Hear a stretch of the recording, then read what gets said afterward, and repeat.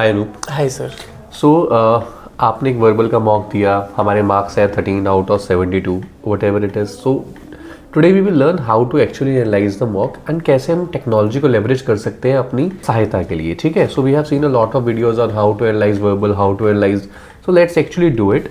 We will do it a little quickly कि आपके steps क्या होंगे, करोगे आप उसको खुद, बट मैं आपको एक स्टेप्स रन थ्रू कर देता हूँ। Alright sir. So once we are done with this mock, आपको सिंपल जैसे व्यू सॉल्यूशन पे जाएंगे आप, एक तो आपके पास हमेशा एक ये आपने फर्स्ट आरसी पिक करी, राइट। अब आप पेपर एक बार गो थ्रू कर चुके हो तो आपको पता है कि यहाँ पे पहली आरसी थी, उसके बाद आपके पास दूसरी आरसी आई थी, उसके बाद आपके पास तीसरी आरसी आई थी।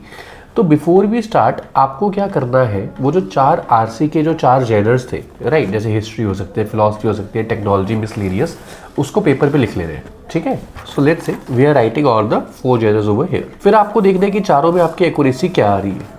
ये हमारी बेसिक चीज़ है ताकि हम अपना फेवरेट जेनर उठा सके कि यार लिटरेचर समझ आता है, मुझे क्या समझ आता है, वो आएगा यहाँ पे पहली चीज, राइट। उसके बाद you will have to decide the order कि आप किस ऑर्डर में आरसी को अटेम्प्ट करोगे, right. Once you are doing the mock, it's okay कि हम क्या कर रहे थे, but will we take the same order right now, right. उसके बेसिस पे लेट्स से आप समझते हो कि यार मेरे को तो पहले थर्ड आरसी करनी चाहिए थी, तो अब थर्ड आरसी पे आएंगे पहले। Now let's say this is the third RC that we have, right. अब before you move to the questions and watch out your solution and everything, पहली चीज़ आपकी ये है कि आप इस आरसी को दोबारा पढ़ोगे।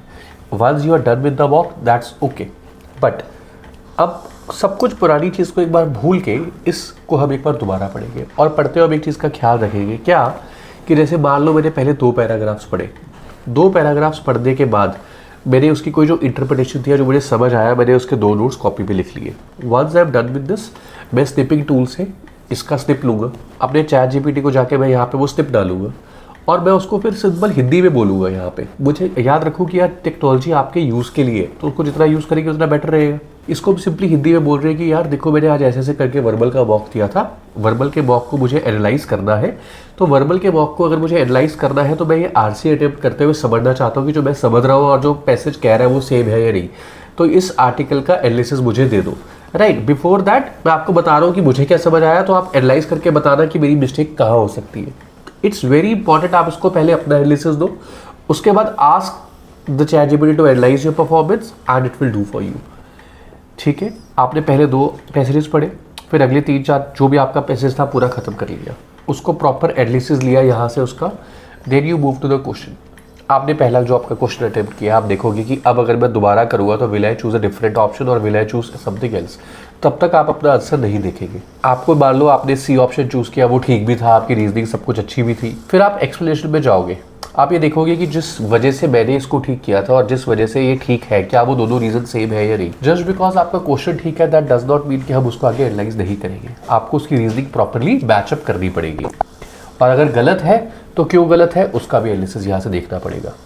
उसके बाद ये आपका पेपर है, इस पर आप अगेन लिखेंगे दोबारा कि मैं कौन से तरह के आरसी के क्वेश्चंस को गलत कर रहा हूँ। ठीक है, आप चैट जीपीटी का जो क्वेश्चन मान लो, अब आपने ये कहा, आपको कुछ एक पर्टिकुलर चीज़ लगी थी कि जिसकी वजह से आपने सी ऑप्शन को मार्क करा, आप चैट जीपीटी को कहोगे कि भैया मैंने सी मार्क किया था इस रीज़न से, बट आंसर इज दिस, आपको क्या लगता है मेरी एनालिसिस के बाद क्या गलती है, वो आपको बताएगा और उस पर आप धीरे धीरे काम करना शुरू करोगे। सो अभी हमने क्या सीखा, हमने सीखा कि सबसे पहले हमने पैसेजेस को इंटरप्रेट किया, हमने पैसेजेस के 4 जनरल्स नोट किए जो आए थे हमारे, कौन से हमारे फेवरेट्स में आते, कौन से नहीं। ये एक लॉन्ग टर्म ट्रेंड बनेगा आपका।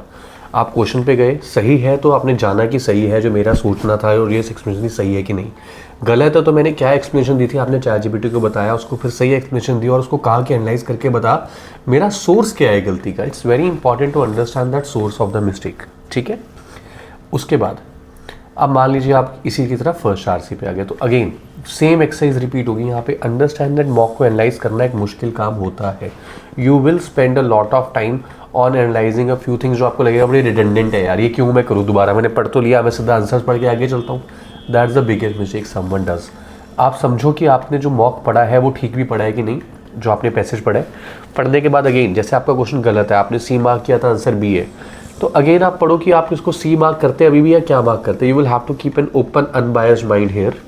ये करने के बाद हम इसको आगे फिर चैट जीपीटी को देंगे कि मैंने इसलिए सी मार्क किया था, आंसर भी इसलिए है, मेरी क्या गलती थी, एनालाइज करके ask ChatGPT to make a resource log for you and find the patterns in your mistakes. तो वो अपने आप ना वो मिस्टेक्स के पैटर्न ढूंढ के आपको एक अच्छी चीज़ें बताएगा कि आपको कैसे उसका इस्तेमाल करना चाहिए था। ठीक है, तो अगेन अब हम इसके बाद आएंगे, जैसे मान लीजिए आपने आरसी पहली आरसी दूसरी एनालाइज कर ली, तीसरी एनालाइज कर ली, चौथी एनालाइज कर ली। पेपर में चाहे आप 2 ही आरसी कर पाए थे, आपने एनालाइज करते हुए चारों आरसीज को अटेम्प्ट करना है। Once we are done with all the RCs, अब हम नॉन आरसी कंपोनेंट पे आते हैं। नॉन आरसी कंपोनेंट पे आने के बाद मैं देखूंगा कि अगेन मैंने जो क्वेश्चंस किए थे, ठीक है, वो क्वेश्चन मैंने क्या सोच के क्या मार्क किया था, क्या इसका आंसर है। अगेन मैं अपनी थिंकिंग चैट जीपीटी को दूंगा और चैट जीपीटी को आंसर दूंगा। आई लास्ट के नॉन आरसी क्वेश्चन है, इसका पैटर्न बनाओ। चैट जीपीटी के पास आप लॉग्स बना सकते हो, मतलब आप उसको कहोगे कि मैं आपको पैराजम्बल्स के क्वेश्चन दे रहा हूँ, हिस्टोरिकली भी आप मेरा पैटर्न संभाल के रखो पैराजम्बल्स का, ये इस मॉक्स का पैराजम्बल्स का है। Ask him to make a repository for you, a long term repository, जिसको आप over the period of let's say 6 months analysis कर करके इंप्रूव करके उससे प्रोजेक्शंस ले रही हो। राइट, सी जब हमने कैट किया था तब उस वक्त चैट जीपीटी वगैरह नहीं होता था, we had to rely on a lot of different sources. But अब आपके पास क्योंकि चैट जीपीटी है तो उसको यूज़ करो। ChatGPT, Claude, Perplexity, everyone is going to give you almost same results, use that as much as possible. Right, अब इसी तरीके से ये एक पार्ट हुआ कि पेपर को एनालाइज कैसे करना है। आपने हर क्वेश्चन को दोबारा अटेम्प्ट करना ही करना है, सही क्यों था गलत क्यों था वो आपको मैच करके पहचानना ही है। दूसरी चीज़ होती है कि once you have noted down all the errors, आपको नेक्स्ट वॉक में जाते हुए उसकी गलतियों का ये ध्यान रखना है कि मैं अब की बार कुछ डिफरेंट स्ट्रेटेजी लेके देखता हूँ। जैसे मैं देख सकता हूँ कि आपने इस पेपर में 18 अटैम्प्ट करे थे, ठीक है, और 6 क्वेश्चन आपने स्किप कर दिए थे। अगले पेपर में अपने अटेम्प्ट्स के साथ एक्सपेरिमेंट करो। 14 करके देखो कि एक्यूरेसी बैलेंस आउट हो रही है, 23 करके देखो कि एक्यूरेसी बैलेंस आउट हो रही है, कहीं ना कहीं जाके पक्का स्ट्राइक आउट हो जाएंगी चीज़ें। So you will have to find out your own balance in your own way. अगर कोई स्ट्रेटेजी मेरे लिए काम करती है या 99.9% के लिए काम करती है, क्योंकि उसकी भाई VARC बहुत स्ट्रांग है, हमारी कॉम्प्रिहेंशन अगर उतनी स्ट्रांग नहीं है तो हम कैसे उसको संभालेंगे। तो अगेन आपको ये चीज़ें करनी पड़ेगी, तभी हम इसका एनालिसिस अच्छे से निकाल सकते हैं। नहीं तो लॉन्ग रन में हम भागते रहेंगे कि भैया VARC इंप्रूव नहीं हो रही। राइट, और क्या क्वेश्चन है आपके?